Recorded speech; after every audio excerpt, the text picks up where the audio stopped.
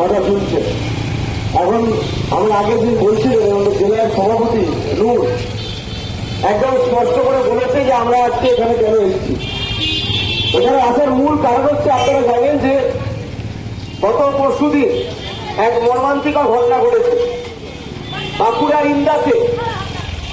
ইন্দাস বলে একটি জায়গা আছে বাঁকুড়ায়, যেখানে সিজিপিকে সমর্থন করে একটি ছেলে কংগ্রেস জনতা পার্টি সেই চিন্তাধারাকে সমর্থন করে বলে সেই ছেলেটি তার অঞ্চলের স্কুলে গেছিল স্কুলের সংস্কারের দাবিতে। এখন বিগত 15টা বছর এই রাজ্যের স্কুল যে ব্যবস্থা সে একেবারে ধ্বংস হয়ে গিয়েছে এবং এই স্কুল ব্যবস্থা ধ্বংস হওয়ার কারণে এখন বর্তমানে যারা ক্ষমতায় এসছে তারা অনেক লাড্ডু খাওয়ানোর কথা বললেও আসলে যে লাড্ডুটা কি ধরনের লাড্ডু সেটা হারে হারে বের পাচ্ছে সাধারণ মানুষ। এখন সেই জন্য তারা স্কুলে গেছিল, স্কুলে গিয়ে দাবি একটাই ছিল যে তার স্কুলে সংস্কার করতে হবে। আর তার জন্য অঞ্চলের বিজেপির নেতারা, বিজেপির লোকেরা, আরএসএসের লোকেরা ওই ছেলেটিকে নির্মমভাবে মারধর করে, ওই ছেলেটির বাবা তাকে মারে এবং ছেলেটির বাবাকে বর্তমানে ভর্তি করতে হয়। ছেলেটিকে কোনোভাবে আমরা এসে পাই অন্যান্য বামপন্থী মনোভাবাপন্ন যারা ব্যক্তিবর্গ আছে তারা সাহায্য করে কলকাতাতে নিয়ে আসে, তারা তাকে ব্যবস্থায় রাখার ব্যবস্থা হয়। কিন্তু ছেলেটির বাবার এতটাই তার আহত হয় যে তার মাথায় চোট লাগে যে সে বাঁচতে পারে না, তার মৃত্যু হয়। এবং এই মৃত্যু হওয়ার পর আমরা দেখি গোটা রাজ্য, গোটা দেশে আমরা যখন এই প্রতিবাদ করছি, আমরা এই কথা বলছি, এখন সমাজ মাধ্যমের যুগ। বিজেপির লোকেরা নাকি বলছে যে ঘরে ঘরে মারবে, ঢুকে ঢুকে। আমরা বলছি পশ্চিমবঙ্গের মাটিতে দাঁড়িয়ে কার বাবার তো ক্ষমতা হয়েছে যে প্রতিবাদকে এভাবে মারতে আসবে? কার বাবার কত দম হয়েছে আমরা দেখতে চাই যে পশ্চিমবঙ্গে দাঁড়িয়ে বামপন্থীরা প্রতিবাদ করবে। বিজেপি নামক বাইরে একটা দল, যে পশ্চিমবাংলার দল নয়, ঘটনাচক্রে তৃণমূলের দুর্নীতির জন্য যারা ক্ষমতা এসছে, এই দলের এত সাহস কবে হলো যে তারা নাকি প্রতিবাদ করলে প্রতিবাদীদেরকে মারবে? আমরা দেখিনি গোটা দেশ জুড়ে কংগ্রেস জনতা আন্দোলন যখন নাকি সুপ্রিম কোর্টের বিচারপতি বলল যে আমাদের দেশের কম বয়সীরা, ছাত্ররা, যুবরা তারা নাকি ককরোচের মতো, অসলার মতো, তাদেরকে পিছিয়ে মেরে দিতে হয়। তো ছেলেমেয়েরা কি বললো যে ককরোচ নামে তাদেরকে যে অপবাদ দেওয়া হবে, অপবাদটাকে একটা অন্যভাবে নিয়ে বললো ককরোচ জনতা পার্টি। আর সেই ককরোচ জনতা পার্টি ভারতবর্ষের যন্তর মন্ত্র, দিল্লি যন্তর মন্ত্রে তারা সমবেত হয়ে এত বড় একটা আন্দোলন তৈরি করলো যে বিজেপির নেতাদেরকে এখন মাথা নোয়াতে হয়েছে। শিক্ষামন্ত্রী, কেন্দ্রীয় শিক্ষামন্ত্রী ধর্মেন্দ্র প্রধানকে পদত্যাগ করতে ওটা দেশে এই আন্দোলনের রেশ পৌঁছেছে। আর যেই বিজেপির নেতারা বেশি লাফালাফি করছিল, তিন করছিল, বলছিল যে না আন্দোলন করলে আমরা দমিয়ে দেবো, তারা এখন নিজেরা তোমার বাড়ি চলে গেছে। আমরা খুব স্পষ্টভাবে বলছি, পশ্চিমবঙ্গের মানুষকে খেপাবেন না। আপনারা পশ্চিমবঙ্গে ক্ষমতা এসছেন, ভালো কথা, ক্ষমতা থাকুন, কাজ করার চেষ্টা করুন, কিন্তু ক্ষমতা এসে আপনারা হকার উচ্ছেদ করে দেবেন।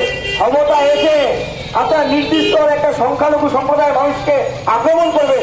ক্ষমতা এসে আপনারা মন্দির মসজিদে রাজনীতি করার চেষ্টা করবেন। ক্ষমতা এসে আপনারা বেকারের পেটে লাথি মারবেন। ক্ষমতা এসে স্কুলগুলোর খারাপ অবস্থা তাই নিয়ে আন্দোলন করলে তাদের বিরুদ্ধে ব্যবস্থা নেওয়ার কথা বলবেন।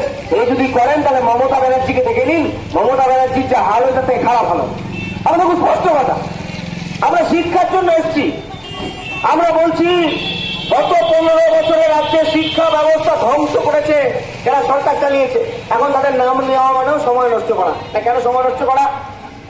আপনি ভেবে দেখুন যে আপনাদের করণদিঘিতে, এই করণদিঘিতে যিনি বামপন্থীদের প্রার্থী ছিল, আজকে সেই প্রার্থী যদি বিধানসভায় জিতত তাহলে বিধানসভার অভ্যন্তরে আপনার এখানকার কথা বিধানসভায় পৌঁছাতো। কিন্তু মাঝখান থেকে তৃণমূলের যিনি দাঁড়ালেন, মাঝখান থেকে এসে ভোট কাটলেন, ভোট কেটে বিজেপি প্রার্থীকে জিতিয়ে দিলেন। আপনি চলে যান ইসলামপুরে, আপনি চলে যান চোপড়ায়, আপনি চলে যান গোলপুকুর, আপনি চলে যান আশপাশের বিধানসভাগুলো যেখান থেকে তৃণমূল কংগ্রেস নির্বাচিত হয়েছে। সেই জায়গাগুলো থেকে তারা নির্বাচিত হওয়ার পর তারা এখন ভালো তৃণমূল, কেউ বিজেপির কাছাকাছি চলে যাচ্ছে। এটাকে ভোট দিয়েছেন আপনারা কেন? আপনারা বিজেপিকে আটকাবেন বলে ভোট দিয়েছিলেন। কিন্তু বিজেপিকে আটকানোর জন্য ভোট দেওয়া সত্ত্বেও সেই লোকগুলো হয় সোজাসুজি বিজেপি বিজেপি, নয় লুকিয়ে বিজেপি, পালিশ চাকা বিজেপি, নয় অমুক চাকা বিজেপি, এইভাবে চলছে। আর পশ্চিমবঙ্গের মানুষের যে কথা, প্রতিবাদ করার জায়গা, দাবি দেওয়া বলার জায়গা, আপনার অঞ্চলের সমস্যা বলার জায়গা, বিধানসভাতে গিয়ে এমএলএ গুলো বিজেপির কথা লাফাচ্ছে, তিন মিনিট করছে, কোনো কাজে লাগছে না মানুষের। আমরা খুব স্পষ্টভাবে বলতে চাই, এই পশ্চিমবঙ্গে ছাত্রদের, যুবদের যে একাধিক সমস্যা, এই স্কুলের সমস্যা নিয়ে ওই বিজেপির ছাত্র তার বাবাকে খুন হতে হলো, এটা হতে পারে? একটা ছাত্র সে স্কুলের দাবিতে ডেপুটেশন দেবে, স্কুলের দাবিতে আলোচনা করতে হবে, তার জন্য বাবাকে খুন হতে হবে? একটা ছাত্র সে দিল্লিতে বিজেপির আন্দোলন, আমার আপনার ছেলে মেয়েদের ভবিষ্যৎ সুনিশ্চিত করার আন্দোলন, সেই আন্দোলনে কথা বলতে যাবে, তাকে খুন হতে হবে? তার বাবাকে খুন হতে হবে? তাকে খুন হওয়ার মতো পরিবেশে যেতে হবে? ওই নিট পরীক্ষার কথা আপনারা শুনেছেন, আপনারা জানেন, এখন প্রচারিত। বিকালবেলা যে মিডিয়া চ্যানেলগুলো খবর দেখাতে চায় না, কারণ সব বিজেপির দালালের রূপান্তরিত হয়েছে, সেই মিডিয়া চ্যানেলগুলো দেখাতে বাধ্য হয়েছে নিট দুর্নীতির কথা।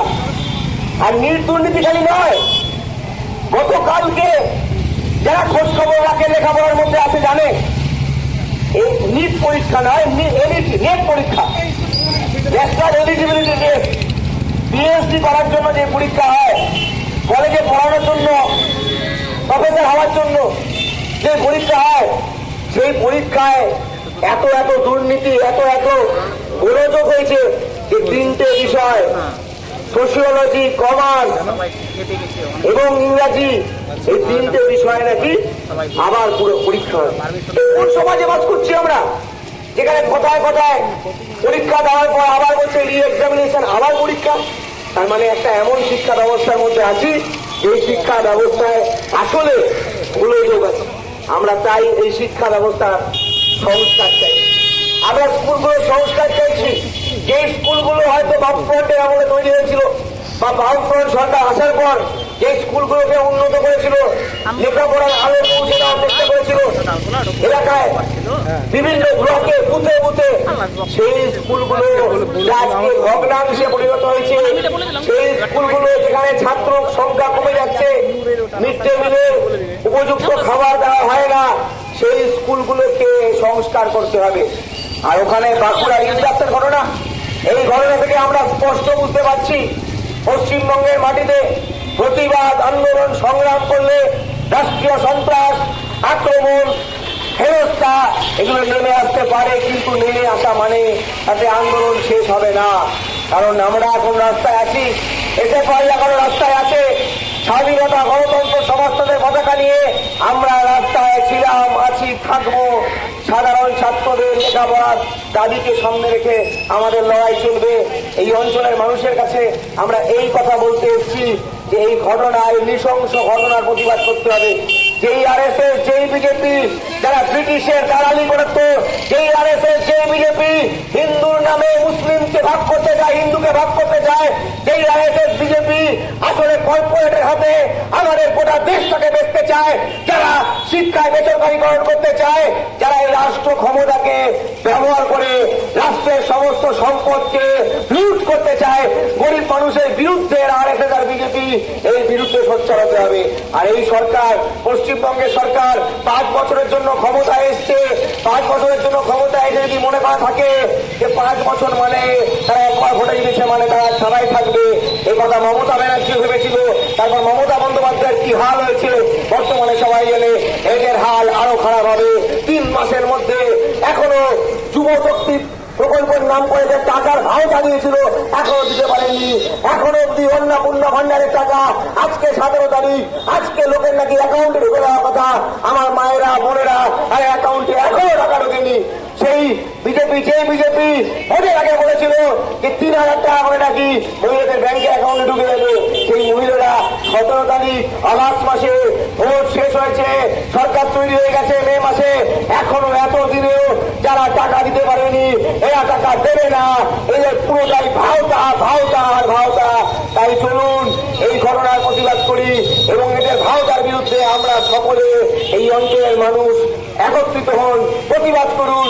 প্রতিবাদী আমাদের ভাষা হোক এবং প্রতিবাদ জাত ধর্মের ঊর্ধ্বে গিয়ে সকলে মিলে আমরা এক হয়ে ভারতীয় হিসেবে, বাঙালি হিসেবে আমরা এই সরকারকে বুঝিয়ে দিই, প্রতিবাদ দমন করতে এলে পাল্টা আঘাত ফিরিয়ে দেওয়া হবে। ইনকলাব জিন্দাবাদ, এসএফআই জিন্দাবাদ।